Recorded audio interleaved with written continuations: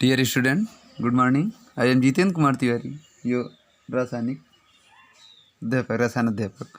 बच्चों, आज का टॉपिक है संरचना सूत्र। वह सूत्र जो किसी अणु में परमाणुओं की व्यवस्था को प्रदर्शित करता है संरचना सूत्र कहलाता है। कहने का मतलब, वह सूत्र जो किसी अणु में जो परमाणु की व्यवस्था होती है उनकी व्यवस्था को प्रदर्शित करना ही संरचना सूत्र कहलाता है। यौगिक के प्रतिशत संगठन से मूलानुपाती सूत्र ज्ञात करना।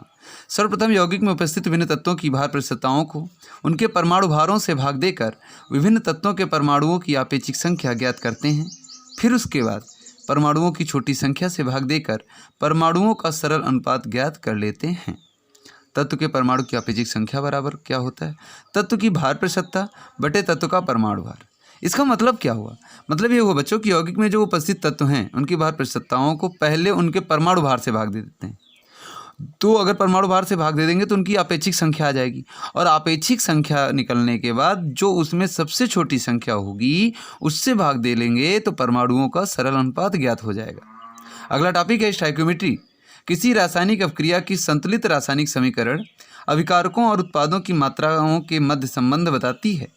अभिकारकों और उत्पादों की मात्राओं के मध्य संबंध अपक्रिया की स्टोइकियोमेट्री कहलाती है, और संतुलित समीकरण में अभिकारकों और उत्पादों के सूत्रों के गुणांक स्टोइकियोमेट्री गुणांक कहलाते हैं। कहने का मतलब क्या हुआ? कोई भी रासायनिक अपक्रिया है कि संतुलित रासायनिक समीकरण में जो अभिकारक और उत्पाद की मात्राओं के मध्य संबंध होती है वो स्टोइकियोमेट्री द्वारा ही हम जानते हैं। अभिकारकों और उत्पादों की मात्राओं के मध्य संबंध अपक्रिया की ही स्टोइकियोमेट्री कहलाती है, और संतुलित जो समीकरण हो गए उसको हम स्टोइकियोमेट्री गुणांक कहते हैं। अगला टॉपिक है सीमांत अभिकर्मक। इसको कहा जाता है इंग्लिश में लिमिटिंग रीजेंट। सीमित मात्रा में उपस्थित अभिकारक जो अभिक्रिया में बने उत्पाद की मात्रा को निर्धारित करता है सीमांत अभिकर्मक कहलाता है। कहने का मतलब क्या हुआ कि सीमित मात्रा में जो अभिकारक जितनी मात्रा में उपस्थित हैं वो उससे बने उत्पाद की मात्रा निर्धारित हो जाती तो उसे हम सीमांत अभिकर्मक कहते हैं। नॉर्मल विलयन क्या है? जिस विलयन के 1 लीटर में पदार्थ का एक तुल्यांक उपस्थित होता है नॉर्मल विलयन कहलाता है। टॉपिक है नॉर्मलता समीकरण। यह समीकरण रासायनिक तुल्यता पर आधारित है जिसमें 2 अभिकारी पदार्थों के विलयनों के मध्य अनुमापन में यदि प्रथम मान लिया A है पदार्थ के Na नॉर्मलता के विलयन में VAmL से पदार्थ B के NB नॉर्मलता के विलयन के ठीक VB पूर्ण अपक्रिया करते हैं तो क्या होगा? Na इंटू VA इक्वल का NB इंटू VB। कहने का मतलब आपने कोई पदार्थ A मान लिया, कोई पदार्थ B मान लिया, तो उसकी नॉर्मलता Na और NB हो जाएगी और उसका आयतन VA और VB हो जाएगा।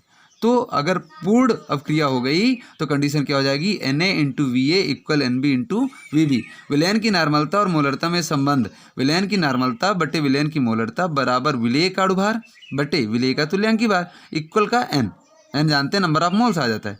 विलयन की ग्राम प्रति लीटर में सांद्रता और नॉर्मलता में संबंध, तो विलयन की सांद्रता ग्राम प्रति लीटर बराबर विलयन की नॉर्मलता गुणे पदार्थ का तुल्यांकी भार। अब विलयन की ग्राम प्रति लीटर में सांद्रता क्या है?